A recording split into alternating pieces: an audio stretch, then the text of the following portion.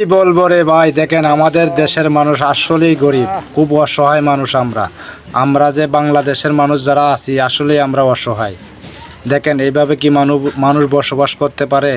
স্টেশনের মধ্যে মানুষ শুয়ে ঘুমাইতে পারে? দেখেন অবস্থা ভাই, আমরা কোথায় থাকি আর ওনারা কোথায় থাকে? আমাদের মধ্যে এক শ্রেণীর মানুষ আছে রাজপ্রাসাদে থাকে, সিংহাসনে থাকে, এদের টাকার কোনো অভাব নাই ভাই। অনেকে আছে অবৈধ টাকা লক্ষ লক্ষ টাকা ইনকাম করতেছে, করে দেখবেন যে রাজপ্রাসাদে ঘুমাইতেছে। আর এই যে মানুষগুলো ঘুমানোর মতো একটু জায়গা নাই, তাই তারা স্টেশনে থাকে, স্টেশনে তাদের বাড়িঘর।